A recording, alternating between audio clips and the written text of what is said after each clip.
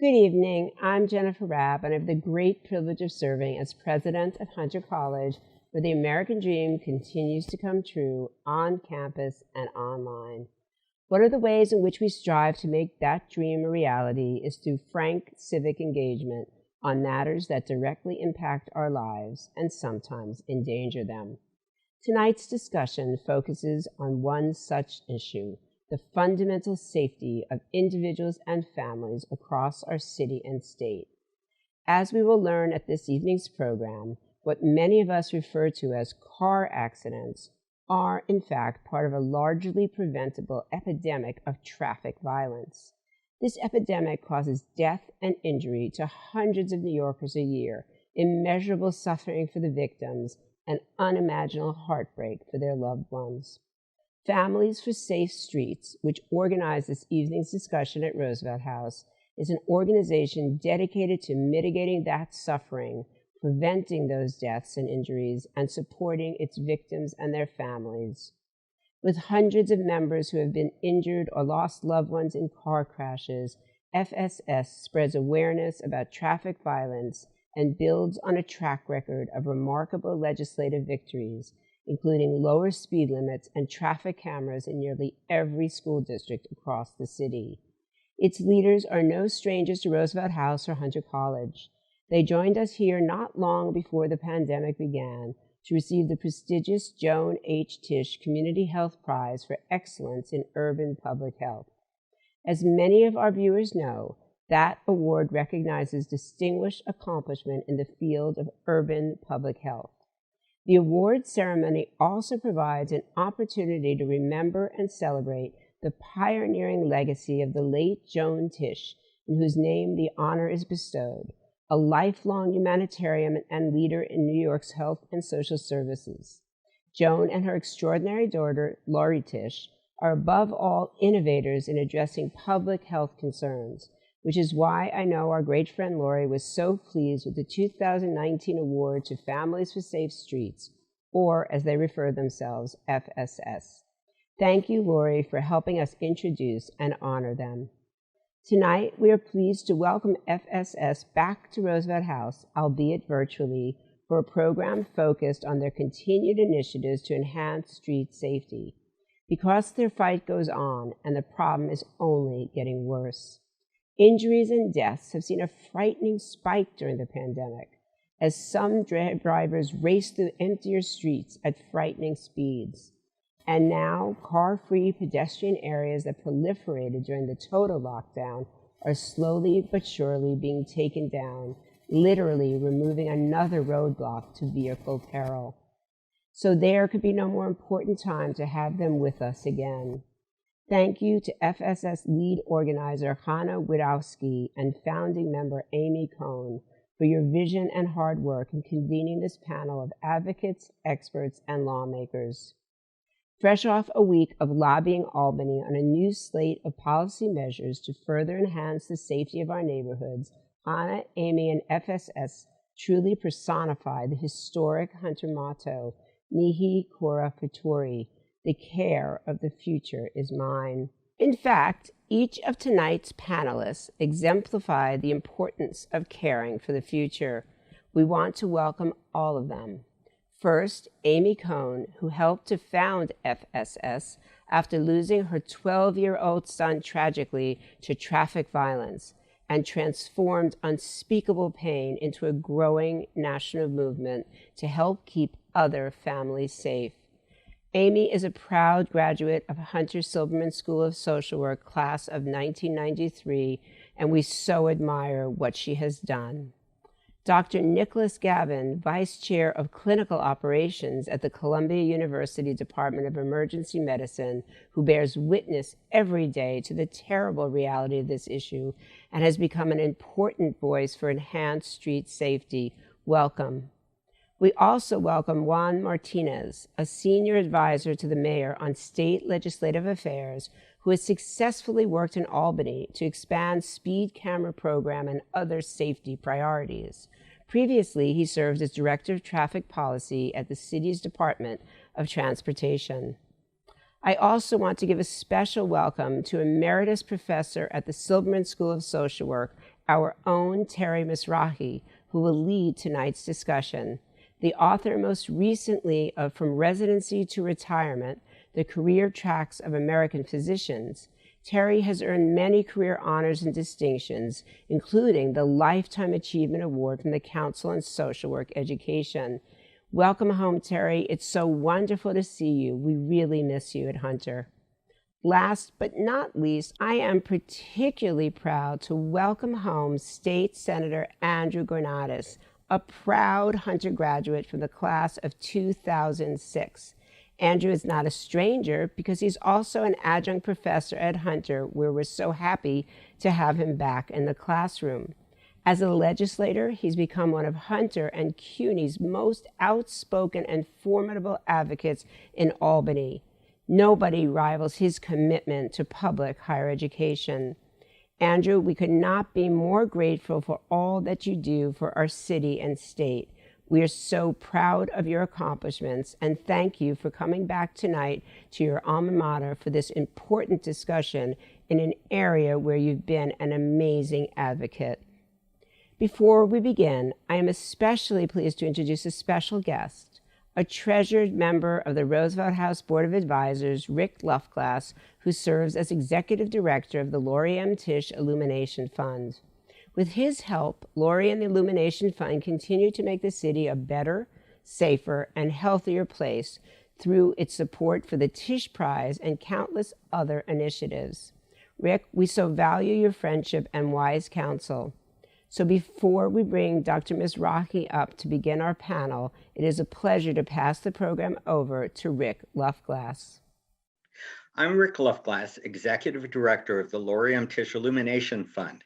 On behalf of Laurie Tisch herself and the Illumination Fund, I'm glad to welcome you to tonight's Roosevelt House program. First, I'd like to thank Jennifer Raab, President of Hunter College, and Harold Holzer, Director of the Roosevelt House Public Policy Institute, as well as to the esteemed participants and moderator tonight and the wonderful staff of Roosevelt House and Hunter for making this and other programs in this series possible. So a little bit of background on what got me here today in the Illumination Fund. In 2012, now 9 years ago, Hunter and Roosevelt House created the Joan H. Tisch Community Health Prize to honor esteemed individuals who are leaders in public health in the metropolitan New York area. The prize was designed to honor Joan Tisch, Laurie's mother, who was a lifelong advocate and volunteer for community and urban health issues. She was an early volunteer for Gay Men's Health Crisis. Not in a conspicuous way early on. She just stepped in, said, I'd like to volunteer. I've had several friends who've passed away from AIDS and I want to help. And she became the lady at the fax machine and the copier, and they didn't know it was Joan Tisch. They found out later, and of course then recruited her for the board and as a major donor. But she was laying low early on, and like many of the winners of the Joan H. Tisch Community Health Prize, she was in it because she was passionate, because she cared, and she was touched personally by direct experiences. So the Joan H. Tisch Community Health Prize is rooted in the values and beliefs that drove her in the early years of the AIDS epidemic. Comprehensive solutions are needed to address complex problems and build strong, supportive communities. In HIV/AIDS, that required increased building and awareness, fighting stigma, improving treatment, promoting prevention, and ultimately elevating policy. But whether the issue is AIDS, mental health, healthcare access, food insecurity, solutions take talented people, committed, willing to put their own time and passions and networks on the line, and an unwavering commitment. So the Joan H. Tisch Community Health Prize, it's an annual process selected through an open application process. The nominations go through a very extensive review, ultimately by a jury of 13 professionals and advocates in the field. last year in an in-person event at Roosevelt House, shortly before we all went into lockdown, we had the honor of awarding the 2020 Joan H. Tisch Community Health Prize to Families for Safe Streets, which advocates for life-saving changes to prevent traffic violence and provide support to those who've been impacted by crashes. As the folks on the panel know all too well, traffic violence is a silent killer, and it's not widely recognized as the preventable public health crisis that it is.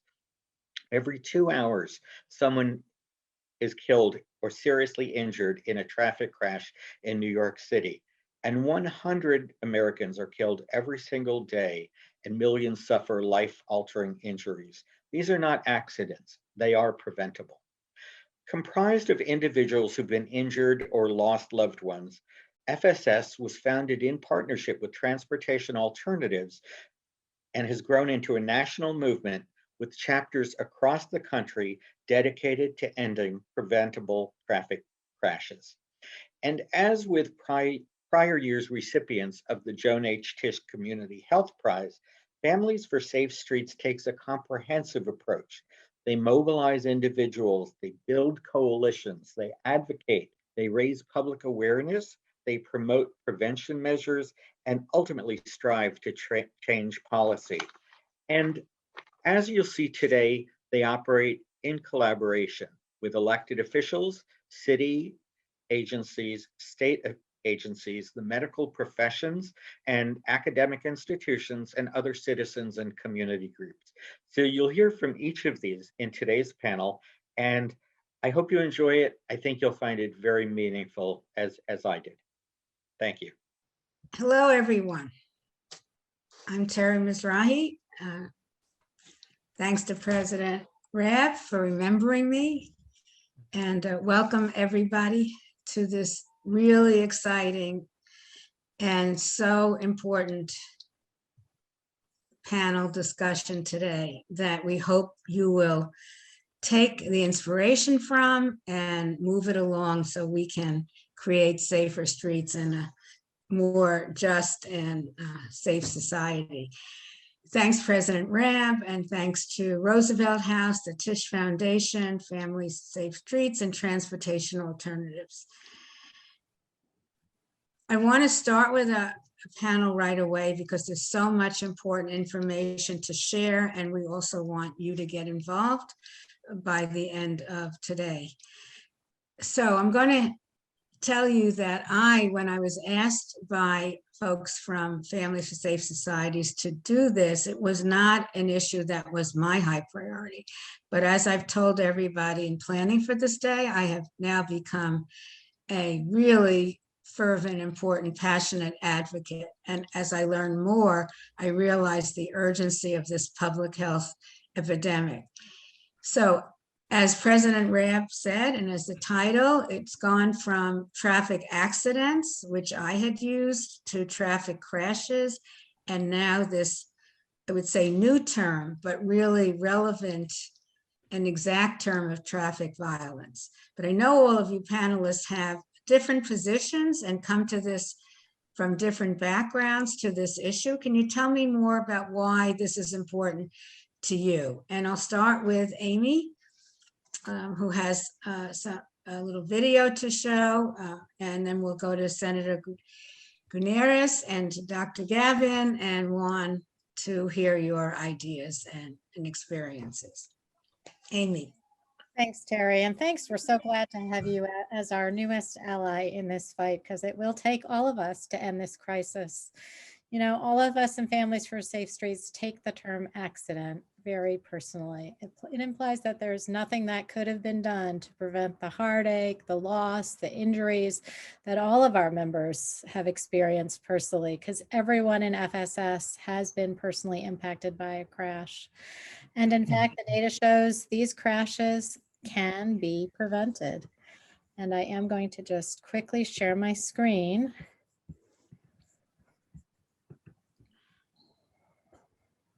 Because this was my son, Sammy. This is why we fight. You know, 7 years since I kissed him goodbye. We'd actually had a little fight the day before, so he like wasn't talking to me. We made up in the morning.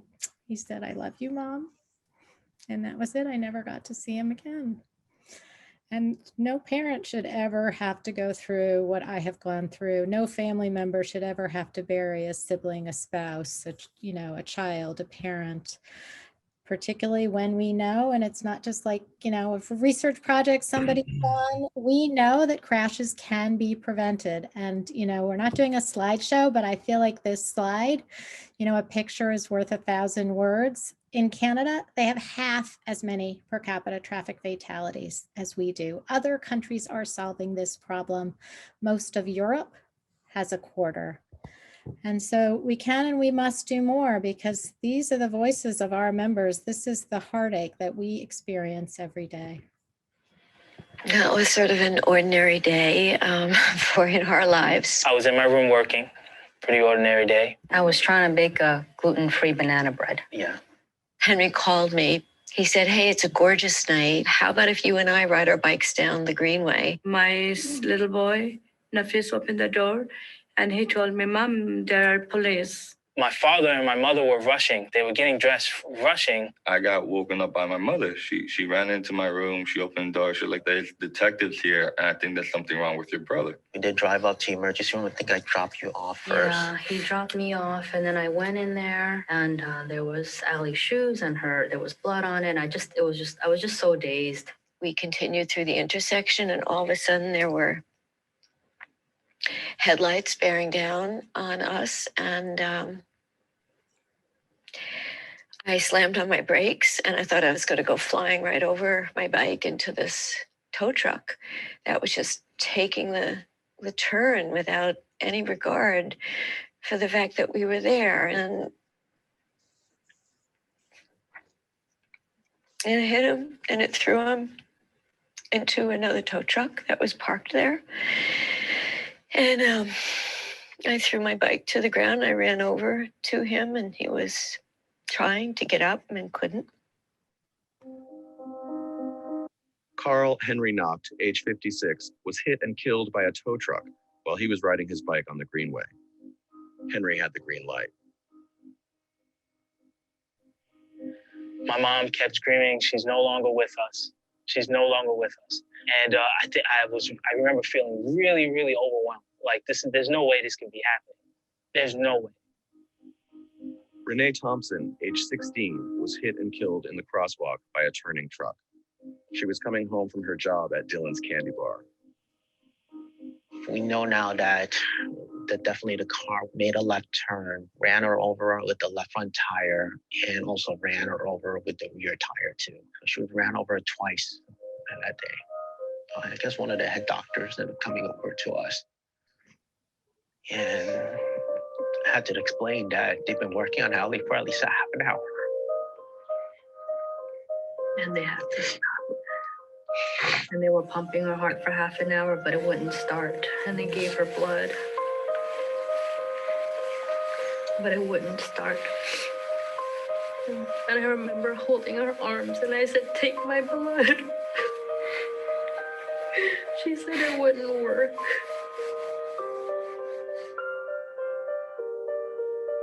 Allison Liao, age 3, was hit and killed in the crosswalk by a car making a left turn. She was holding her grandmother's hand. Es como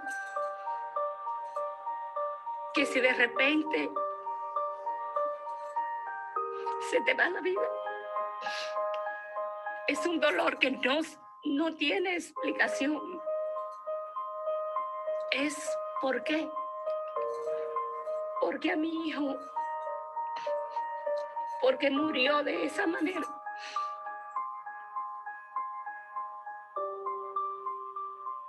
Jospel Rivera, age 23, was killed in a hit and run across the street. Jospel was left lying in the street for 2 hours before a person spotted him and called 911. And I went to go see my brother. I touched his face, kissed him. But that's it. Someone's gone, they're just gone, just like that. There's nothing you can do.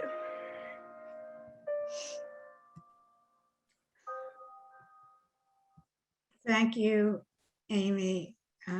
It's tough for us watching it. We can imagine for you, but thank you for turning your life and tragedy into something that we can all get behind. So Senator Gutierrez, would you share a personal story as well?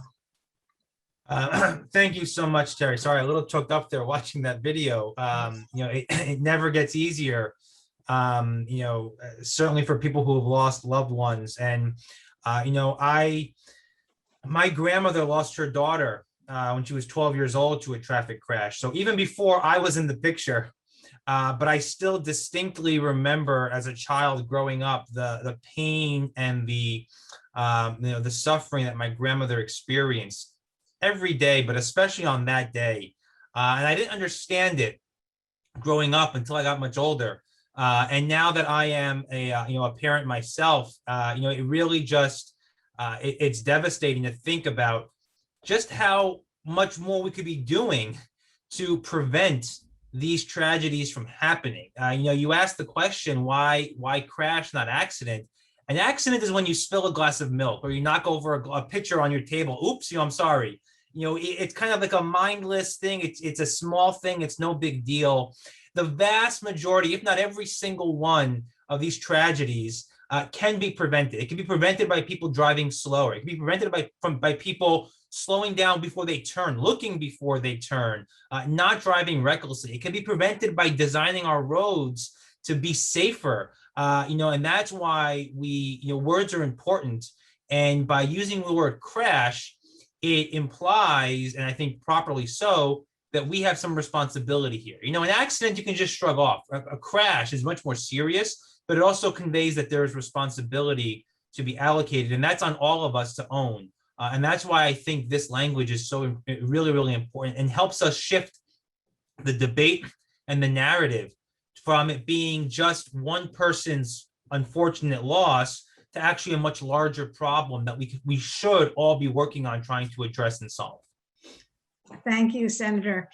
Dr. Gavin, how do you come to this issue? I think first I would say that my colleagues and I'm an emergency physician. I was thinking last night, I've worked in 8 of our city's emergency departments over the years. We're the first witnesses to the human impact of this crisis. And knowing that this is a preventable issue is what is driving me to be a part of this. I've been that doctor that talks to Mr. and Mrs. Lau. I've been the person that really takes away the hope of my kid will live, they'll grow up, they'll reach their potential. That lives with all of us too in the healthcare system. It is nowhere near the pain that the families experience, but that lives with a community. These terrible tragedies have enormous impact on communities. And I want to just point out one thing. Everything is on a spectrum, and death is one end of that spectrum. We see everything from I was hit by a car and I broke my ankle, so I'm out of work for 2 weeks. That causes tremendous financial implications for the victim of that crash.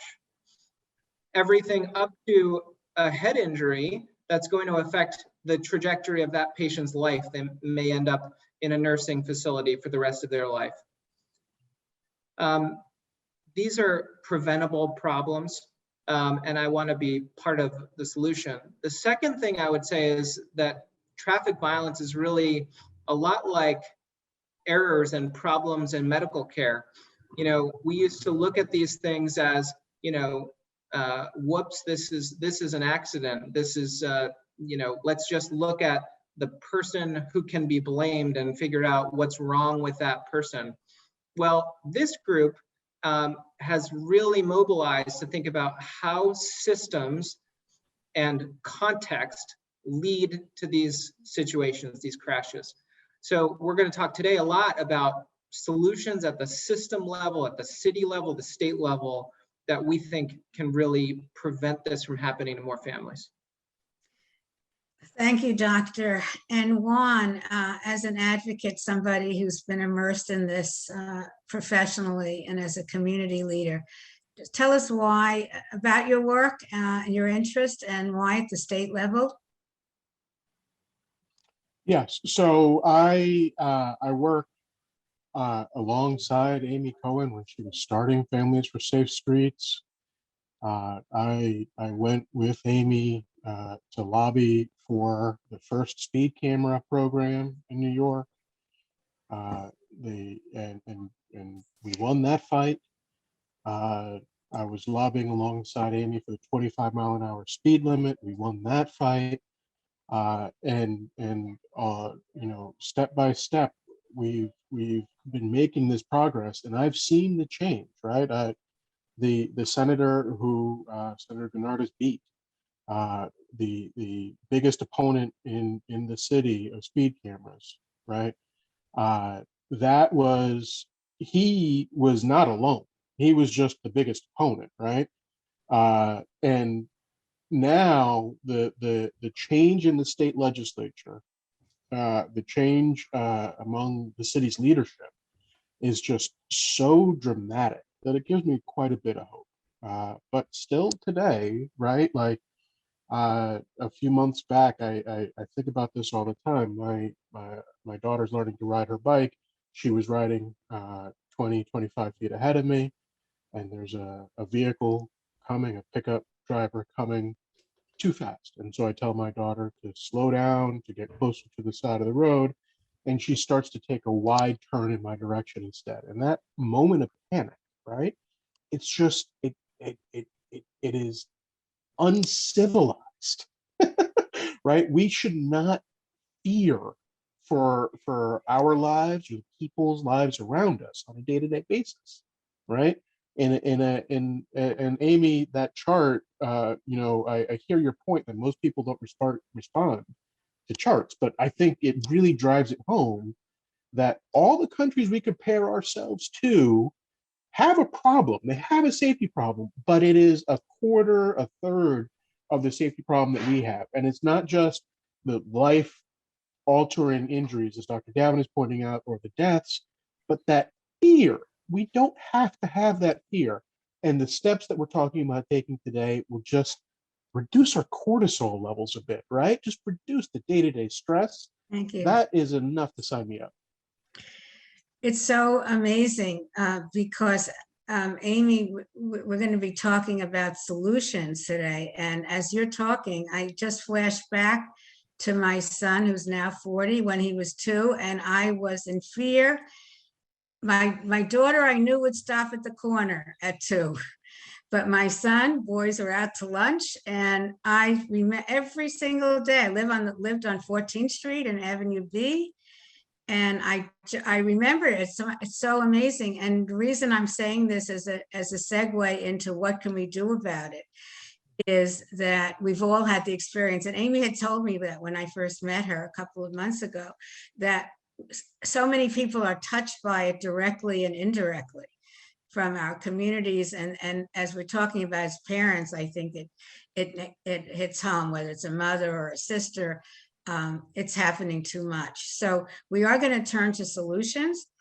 And there's a amazing there's an amazing group of bills that come together under the title of Crash Victim Rights and Safety Act.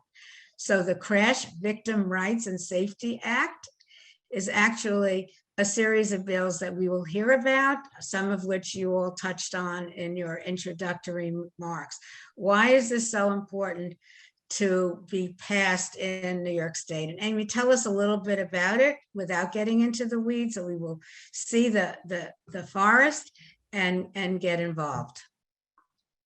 Heard a little bit about the needs from the video, the heart-aching stories that Senator Bernardes and Dr. Gavin shared, but just a little more on the scale. 3 people like my son are killed in a crash in New York State. A little bit louder, Amy. Something is wrong with the sound a little bit, and I want people to hear your words clearly, at least for me. Sure. Is that better?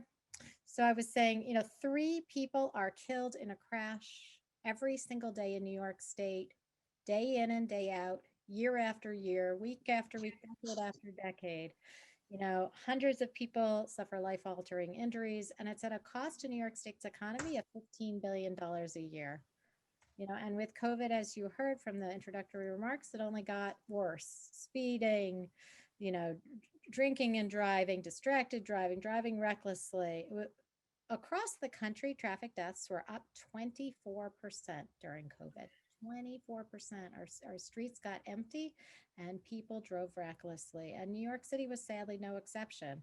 But the other thing that we saw with COVID is that we recognize how precious life is, how devastating each loss is, and that when we have a crisis, our leaders can act. So we are calling upon the New York State Legislature to pass this Crash Victims' Rights and Safety Act, which is a package of 8 bills that would address the speeding that's rampant on our streets. It would incentivize the purchase of safer vehicles, would hold reckless drivers accountable, combat impaired driving, protect our most vulnerable users. When you're walking and biking, you don't stand a chance against those big vehicles. And something really that's never been done before in New York State or across the country is that it would help support those personally impacted. Thank you. We'll come back to some more of the details. Senator, would you tell us a little bit more about the bills you're sponsoring? Sure. Thank you, Terry. So of this package of 8 bills, I'm really proud to say that I've authored 4 of these bills. One of them would expand the city's incredibly successful speed camera program, which right now operates only from 6 a.m. to 10 p.m. to be 24 hours a day. And the reason why that's so important is because between the hours of 10 p.m. and 6 a.m., 1/3 of all traffic fatalities are occurring. And we know that speed cameras work to reduce speeding quite significantly. And so by expanding the hours of operation, we are actually making our streets safer for everyone and lowering the number of potential traffic fatalities on our streets. Another piece of legislation that I'm sponsoring would change the way that we teach and certify drivers in the state. Think back when everyone you got your license, you got your permit and your learner's exam and everything, and you got that little book from the DMV. Of that 60-page book, there's 1 page dedicated to what do you do to allow pedestrians and cyclists, 1 page for both cyclists and pedestrians, how to drive safely around them in 60 pages of instruction. Well, that seems really like the wrong set of incentives and priorities to be focusing on when we're teaching people how to drive. So we are proposing to change how we teach driving and how we test people who are getting their license, both their written test as well as their practical exam as well. Another bill that I'm working on would be a first in the nation, actually, safety rating for bigger vehicles. Just walk down the street, you will see that cars are getting bigger, and not even cars aren't even the right word. They're trucks, they're tanks. You walk by some of these vehicles and they come up to your shoulders. I'm 6 foot tall, and there are some trucks that you see that literally come up to my shoulders or above. If that vehicle connects with someone and collides with someone, there's no chance for survival. It is literally, we have done such a great job making vehicles safe for people on the inside by making them like tanks on the street, but at the consequence of making them less safe for people outside on the streets, pedestrians, cyclists, other vehicles as well. So we're proposing to create a vehicle rating system to call attention to the safety implications of bigger, heavier vehicles. And the last bill really goes after reckless driving. It's crazy that in the state of New York, we have something called the rule of 2, which is a judge-made doctrine that says you can only be convicted of reckless driving if you break at least 2 traffic violations. So the most simplified example, if you are traveling 90 miles an hour between 2 stop signs and you hit someone between those 2 stop signs, chances are you will not be prosecuted for reckless driving if you seriously injure or kill that person, because all you have done is you were speeding. Now, if you happen to travel 2 blocks and you run a stop sign or you run a red light, still going at 90 miles an hour, and you hit someone and you kill them, only then could you be prosecuted. There are dozens and dozens of cases of this as recently as last year. where judges are saying our hands are tied. We're not going to prosecute this as reckless driving because there's not enough recklessness, even though it defies logic to think that someone driving 90 miles an hour, weaving in and out of traffic, is not behaving recklessly. So we want to propose to make it easier to hold reckless drivers accountable as part of this overall package. Great, thank you. And we'll be coming back to that now and in the future to learn more about the details. And Dr. Gavin, you have some thoughts about solutions from the front lines. Yeah, one thing I want to point out that I like about this legislative package, which is the act, is that it's multimodal. So we know that from public health crises in the past, whether it's the HIV epidemic or COVID, that it's never one thing that really makes an impact. It's always many things attacking the problem on multiple fronts. And as Dr. Gennard, Senator Gennard has laid out, sort of going after safety ratings for cars, speed limits in local areas, some enforcement procedures. All of this is going to help. One of the pieces of legislation that I'm really excited about is the lowering of the legal blood alcohol concentration. So folks may not know this, but the original lowering of the legal blood alcohol concentration from, I believe, 0.1 to 0.08 was essentially necessitated by the federal government. They started to tie highway funding to that level. And they have not done the same, but the National Transportation Safety Board since 2013 has been recommending a lowering of the legal blood alcohol level to 0.05. One state has done that, and they've seen dramatic effects on drunk driving and the impacts of drunk driving. That's the state of Utah.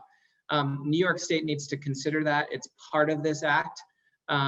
Just to give people a sense of what this is, to get to a 0.05 for a 180-pound man is 3 drinks within the course of an hour. So you should be thinking to yourself, if I have 3 legitimate drinks within the course of an hour, am I safe to be driving at that point? Think about the level of impairment. And why are we tolerating that degree of impairment on our streets right now and basically tolerating that as legal behavior? To what end? We know from the research that you're 40 times more likely to get into a crash at the 0.05 level. And then of course that grows exponentially, but you're really going off the charts at that point. So this seems like a practical recommendation from the NTSB that New York State should be following. Thank you. Thank you. Juan, would you talk a little specifically about speed cameras and speed limits? I understand there's been some compromises in the past to get legislation passed that need to be fixed or strengthened, and particularly a little bit about New York City's speed safety program. Sure. So we have what is the world's largest municipal speed camera program, and it's been proving itself day after day, year after year since 2013, where it started with 20 school zones, and it could only be operated during school hours. And since then, year after year, bit by bit, it's grown, and it survived attempts to be eliminated and come back stronger, to the point where now it's in 750 school zones from 6 a.m. to 10 p.m. on weekdays. And it's really it's changing the culture of driving on our streets, right? Drivers are aware that the speed limit is enforced. Back in 2013, you could not find, if you had a room of 10 drivers, 3 of them would know what the speed limit is, right? Now the awareness of the speed limit matters. The fact that the city cares about the speed limit, that is something that people understand. So the point is to invest in what works, right? And so Senator Gennard has pointed out, we don't have the speed cameras on during the most difficult, most dangerous times of the day. And it's time for the legislature to take a look at the data and take a look at whether it's time to move beyond a strictly school-focused program. Because, you know, the point is, it is true, the children are not out between 10 p.m. and 3 a.m. and 6 a.m. And then on the weekends, it's not a school-focused program anymore. But I think that we've proven that everybody needs to be protected. And we don't need to focus on that. And one other bill in the package that I just wanted to point out is Sammy's Law by Senator Hoylman, which would give the city the ability to set our speed limits based on a safety rationale and not just what's in state law.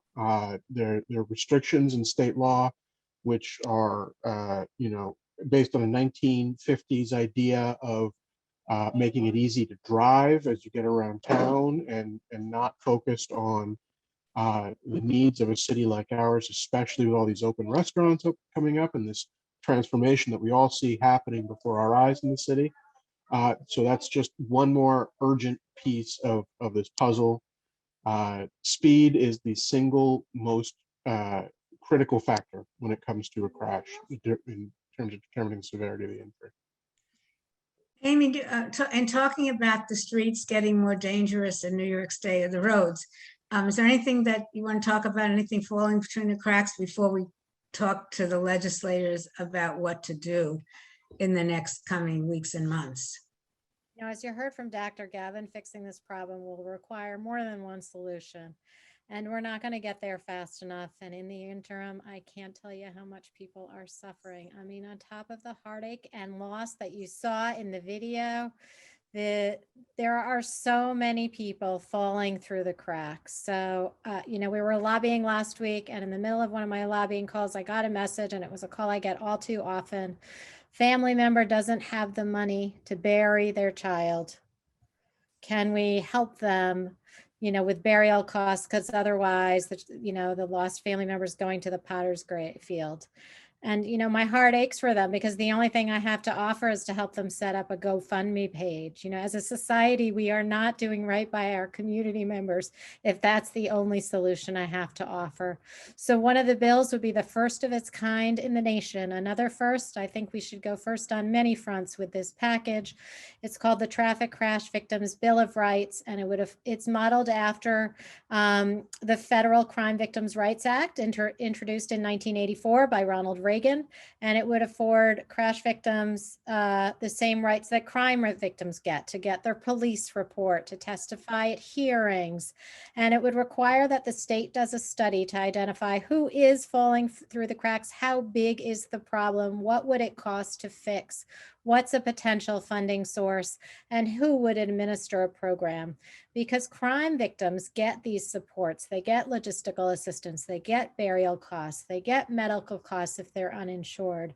And if the driver's not charged, then the traffic crash victims were falling through the cracks. So it's such an important piece of legislation in this package. Thank you for illuminating us on that. And I just want to turn to the more specifics now, to who do we need to influence to get these bills passed, and how do we do it? If you know, Senator, the lay of the land the best, and in addition to general, let your state legislators know. You know, we'd like to hear there's some more focused tack we can have, a couple of key legislators or committees or advocates. If they get on board, it would help.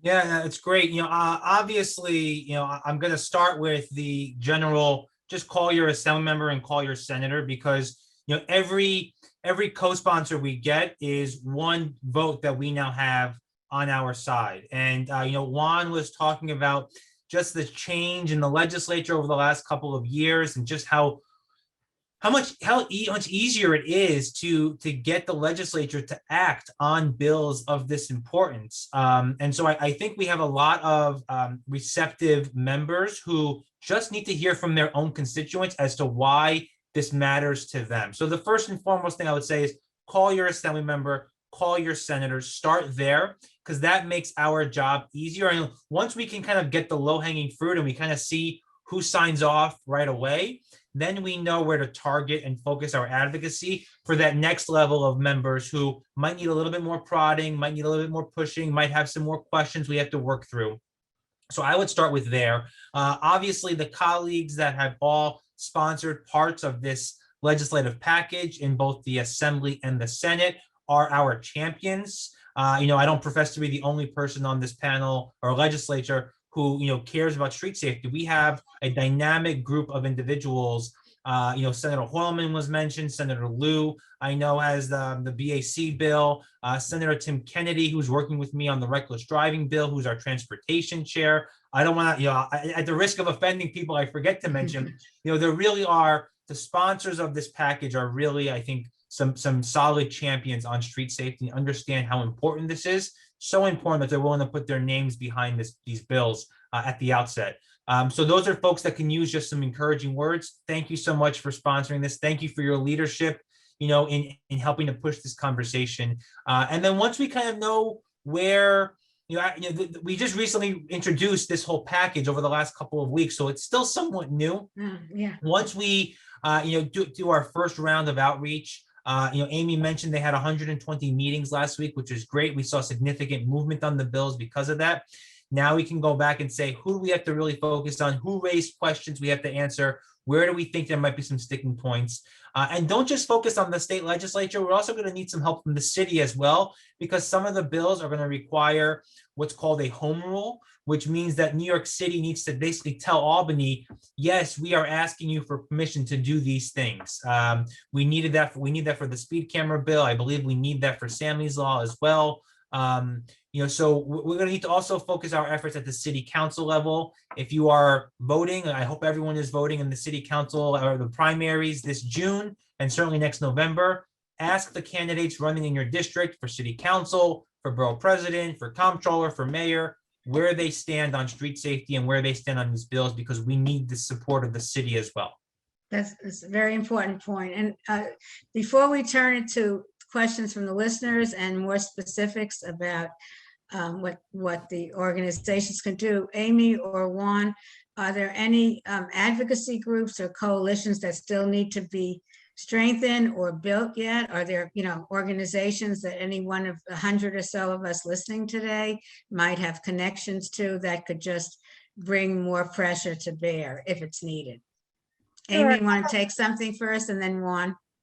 Sure, we're building out our coalition of support. MAD has signed on, the New York Bicycle Coalition. Dr. Gavin is working on the hospitals, which so many of us joined in our last legislative fight. And we encourage any organization or that is interested, or any individual who would like to sign a petition that will immediately be sent to the leadership of the Senate of the Assembly, to go to our website. I just put it in the chat, transalt.org/CVRSA for the Crash Victims' Rights and Safety Act. We encourage, many of you to join with us in this fight. It will take all of us to pass this package of bills. It will take all of us to end this crisis. And we can and we must do it together. We have until mid-June to pass this package of bills, and we need all the help we can get to do it together. So before Juan, just for a second, it just dawned on me. It seems like, who would be opposed? So I really want, as an organizer, to ask that question. So what is the opposition, or where might it be, other than apathy or it's not a priority? Is there anything that we can counter besides the obvious facts of everything? Can't imagine anybody who was on this program today who wouldn't be moved. So I'm still thinking that there's something that has to be said. It's not automatic, or we wouldn't be sitting all here today. So what can we do? The biggest opponent we have is the calendar. It is that simple. The calendar. There's 20 session days left, give or take, before the end of this year, right? And there, in any given session, there are approximately 20,000 bills that are introduced. 500 of them become law, right? And so in order to get past that inertia, yes, there are going to be some opponents here and there, but the fact is that none of these bills are of the type that there are stakeholders that have to be convinced, right? Okay. All of these bills, their time has come. Instead, what is incumbent upon us is to make sure that Senator Gennardis is hearing from all his colleagues. I keep on hearing about this package. You have this traffic safety package. We got to pass that before the end of the year. My phones are ringing off the hook. That's how it gets done, right? We Good point. are all humans, and that includes the senators and assembly members. They are human. They only have the funnel of information is only so wide that they can take in. So if they're hearing about it on a day-to-day basis, if there are op-eds in the paper, all the organizing tactics that Amy is leading, that is what is critical to get into that funnel, to get onto that end of session list so that it can be passed this year. But it's that drumbeat. And so everybody on this call, I guarantee you have an assembly member and you have a senator who need to hear from you. That's really important because it is an issue that one seems like it's a natural, but so it's priority is what we hear. And so it has to go up on the list. It has to go, it has to be a priority. And that's really important because I think people would say, well, my senator supports it, so I don't have to make that extra call. So with the time we have left, are there any questions? Please put them into the chat or any comments that anybody would like to make. I don't know, I have a chance to see folks. I hope you. Hello, everybody. This has been great. I've been keeping track of the questions as they come in, and I've identified a few that I'll read to you to the panel now. The first one is from Patrick Lempert. He says, Andrew, thanks for being my state senator. It means a lot to have a state safe streets advocate in the state Senate. Here is my question. What can the state Senate do to make street redesigns the top priority for transportation departments across New York State in order to organically reduce urban traffic speeds while at the same time encouraging walking, bicycles, and buses? A great question. A lot of what the state gives out a lot of funding to local governments, including New York City, for transportation projects, CHIPS funding and other types of funding. And we should certainly look at maybe some more robust and ambitious design standards that should be tied to that funding. I know that New York City does a lot of work already, and a lot of the funding that's actually generated by our speed camera program goes to funding the type of physical infrastructure changes that we need to redesign streets. We could talk about the need for more comprehensive planning on a borough-wide and city-wide basis, but certainly directly to your point or your question, we can look to tie some type of design standards more towards the use and the spending of those state funds to get to the goal that we're all trying for, which is better design streets. Thank you. Mac, you're going to continue, Mac, right to fuck up. Yeah. A few more. Melinda Pressler says that a woman in her 80s struck and killed her friend's teenage daughter walking in a crosswalk with the light. The driver was not cited. It was deemed an accident. Do you advocate for mandatory road tests for seniors? If so, what should be the requirements? For whomever on the panel would like to address it. Yeah, I think I'd like to do that. So in this instance, this tragic instance, the driver was 80, and I don't know, the circumstances, obviously, whether this driver should have been behind the wheel. It is absolutely a fact that DMV does not keep close enough track of drivers in terms of proven reckless drivers, proven negligent drivers, and some of that is age, but it's not just age, right? Like it's not just age, and it should be more difficult to get your license renewed. Then you took the multiple choice test when you were 16, the 22 question test, and then every 10 years you read the letters off of off of the placard, black and white letters. It's silly. It's not silly because it's so serious. So that's point number one. Point number two, there's always going to be a range of drivers' abilities, even when we pay closer attention to drivers' capabilities. And so our streets need to be designed in a way that is forgiving and prevent these crashes. There are interventions that hopefully can be applied at this intersection and other intersections in the future to prevent a crash like this one. So it again, as we keep on coming back to, there is a comprehensive suite of solutions that need to be employed. And I just want to add another point about seniors. A fact that most people don't realize is for, the last 10 years at least, approximately half every year of the pedestrians killed on our roadways are seniors in New York City. Seniors are at risk just walking around. So in addition to the problem that the person introduced, I really want to point that out. They're really disproportionately impacted in this crisis.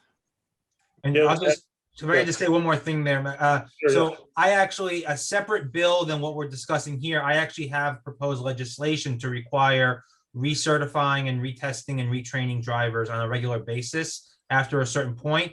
A, to make sure that people can actually drive, but B, the roads of the rule change, over time. Juan made the point, you take a multiple choice test when you're 16.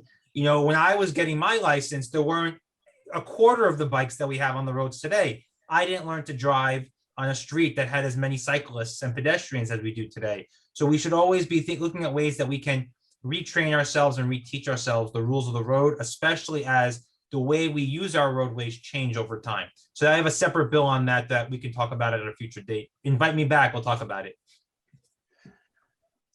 On the theme of the vulnerability of elderly folks, we do have a question or a comment really from somebody on behalf of Lorraine Cortez Vasquez, the Commissioner of New York City Department of Aging. This person is Maritza Arroyo on behalf of the Commissioner. She is wary of this scenario, given that more people in general and more elderly people are heading outside for the first time in a long while after the pandemic. And she submits the following recommendations for you to respond to. The need for curb cuts in front of senior centers and housing to prevent older adults from standing out on the curb waiting for a car, and also signs that should be posted on bike routes and before corners to indicate to drivers to be aware of older adults. I'll take that a little bit. In addition to this package of bills that we advocate for, Families for Safe Streets in partnership with Transportation Alternatives, advocates for street redesign measures, which are done really at the city level. This package of bills are things that the state can do to make New York City streets safer. But our mayor and the next mayor, a key role that they have in protecting our seniors, protecting our children, protecting our spouses, is really designing our roadways for safety and making that a priority. We passed a bill called we advocated for it, and it passed the Streets Master Plan, but it has yet to be fully implemented and funded. And that will come to the next mayor, and it should be a key consideration that people look at when they decide who to cast a ballot for in June. Mac, do we have time for another question or two? We to a few more, actually, if it's all right with the panel. We've got a question from Jamie Jeffries. It says, I hear you talking about keeping reckless drivers accountable and wonder if you can talk about this from an equity perspective, especially given how broken our criminal justice system is. Anybody care to respond to that? Yeah, go ahead. And Juan, I think looks like Juan and the senator want to both say something. Yeah, Senator, please. Well, right. Go on. Juan goes first. Okay. Okay, let me just start by saying that the goal is to prevent the crash in the first place, flat out, right?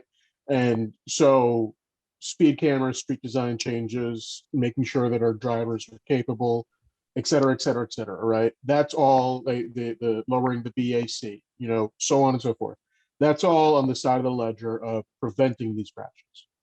But part of our society's problem is that it's been pointed out, Senator Bernardo said it very eloquently, Dr. Gavin said it very eloquently, obviously, Amy's been talking about this for a long time. Part of our society's problem is that we do not value the lives of people who have been struck and killed in these crashes as a society.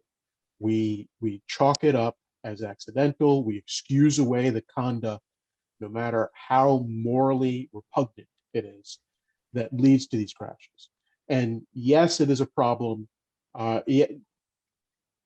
Yes, the carceral system cannot be relied upon to solve every problem, right?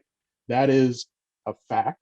But it is also true that as a society, we have for too long decided that there is no punishment that is merited, even despite this egregious, antisocial, reproachable conduct. And so trying to strike the balance, right? And trying to say that what happened here is morally wrong and that justice must be meted out is an important policy goal for a number of reasons. And then figuring out what the punishment for that is almost the next phase there. And I know Amy has a lot of thoughts about alternatives to incarceration and ways to actually close the circle in a way that is healing, as opposed to removing somebody from society, putting them behind bars, and all the problems that we know that come along with that. But at the root of that bill is identifying and correcting this decades-long failure, this blind spot in our criminal justice system, to see that what we would consider to be assault or homicide or criminal negligence in any other circumstance, once you get behind the wheel, it suddenly becomes an act of God, an accident, and something that the criminal justice system should not touch. That is false. Senator, do you have a couple last things? I know we're almost, we're actually out of time depending on where people are, but I think you wanted to say something, Senator, and then again, Yes. Mac, you'll tell us Thank you. if we're finished. I think Juan captured a lot of it, and I think really, when we talk about some of the solutions that we've been proposing here, a lot of them are not discretionary solutions that would invite the type of equity issues in terms of how our criminal justice system acts, right? When we talk about a speed camera doesn't know the color of your skin. It knows your license plate and it knows you're going over a certain speed limit. When we talk about redesigning roads, it doesn't matter what kind of car you're driving, or again, what your racial background is, or your socioeconomic background. It just knows that the street is physically forcing you to drive in a way that's safe for everyone. So that's why a lot of these solutions we're talking about are trying to make the system more objective, while also calling attention to the really devastating consequences of bad behavior, whether it's reckless driving, whether it is careless driving, like you name it. We are trying to remove the discretion that exists in the system to make sure that we're keeping everyone safe. And that's also why we're focusing a lot on the education piece, on the training piece, on the awareness piece, so that we can prevent these incidents from happening in the first place, to avoid having to go down the criminal justice route. And even after, and again, to echo what Juan said, lastly, separating the accountability from the punishment are two separate conversations. You can still hold people fully accountable for their behavior without having to lock them up, for 40 years because they sped through a red light. Doctor, do you have any last words to say? We've been talking a lot. I know we're just running out, but I wondered if you, from your perspective, you see those folks, you see their families, and you're right on the front lines. My last comment is that traffic violence is an issue of equity. We know that if you're a person of color living in New York City, you are more likely to die as a pedestrian in a traffic crash than a white person living in New York City.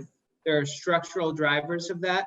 There are many involved in this campaign that have been involved in the campaign for open streets and safer streets.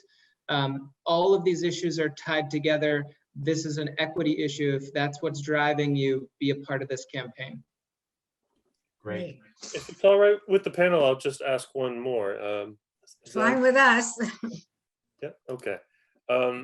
Melanie LaRosa says, how will the bill include consequences for, quote, distracted driving, like using cell phones, not paying attention, running lights, ignoring pedestrian right of way, and otherwise being negligent, but perhaps not speeding?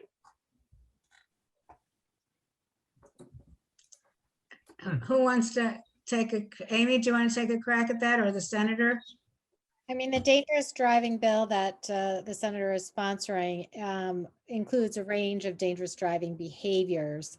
And I do just want to point out, based on the, the last conversation on equity, it is just a criminal misdemeanor. We're not talking about introducing new felonies into the criminal justice system. It is just a misdemeanor. And that's for killing someone with your car while undertaking dangerous behavior. So it really is writing our society does have a problem with over incarceration, but not on this issue. Only 2% of drivers who are sober and stay on the scene are charged with a crime. We're not sending the message that these are not accidents. And as Juan pointed out, we are part of a project right now. We're working in partnership with the Center of Court Innovation to create a restorative justice model for people who do cause harm with their vehicles. And that we are hopeful that that will be an option for all people who are charged under this new bill when it becomes a law.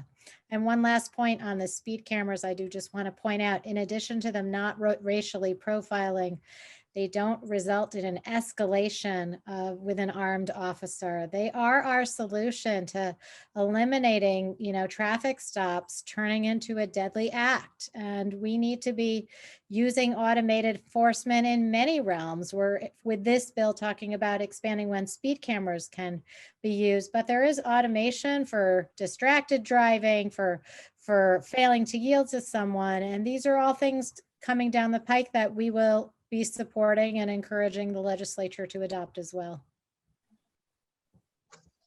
That's great. And I suppose if anybody has any final thoughts, we can do those final thoughts now and then wrap up. Okay, so why don't we start with Doctor, we'll go back. Some final thoughts, and Amy, please, and I'll call you on last to remind people again about the website and some very specific things that people could do in the next few days.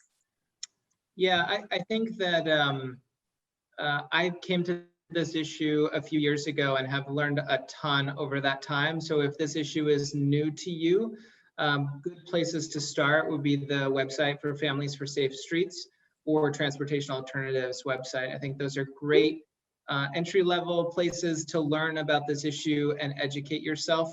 And then, as has been suggested, please call your legislators. Okay, Juan, any last words? So, no, thank you, everybody on the panel. Thank you for everybody in the audience. This has been a lot of fun. I wanted to say that when I was at Transportation Alternatives, the first bill that I worked on that got passed took years of fighting to get it done. It took building coalitions, it took op-eds, and all it did was require the NYPD to explain how many traffic tickets they wrote a year and for which offenses, right? And since that point, we have come so far as a city, and we have done so much with the reduced speed limit, the speed camera program, the redesigns that we see all over the city, the leading pedestrian intervals, the expanded pedestrian right-of-way. We have so much more to do, but we've proven that it's possible, right? A better world is possible.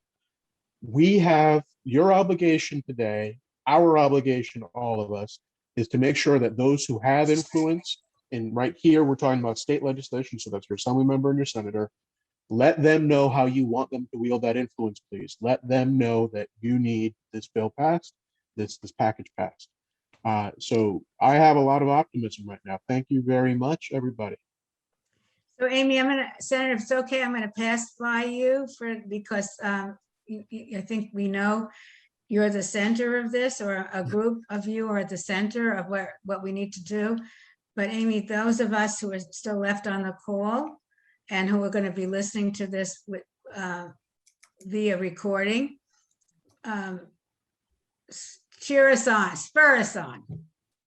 Please join us. We need you to make this happen. You know, I hate to say, but until it happened to me, I raised a street savvy kid who, you know, I thought I had created an invisible shield around my child, and it turns out there is no such thing. It's a fallacy. This can happen to anyone. And before it happens to you, please join us, sign the petition, read more about each bill at transalt.org, CVRSA. It's in the chat. Call your senator, call your assembly member. Help us pass this life-saving package of bills. Thank you. Okay, and thanks everybody. And I hope that you will take the actions necessary. Very happy and privileged to be part of this discussion. Thanks all. Thank you. Thank you.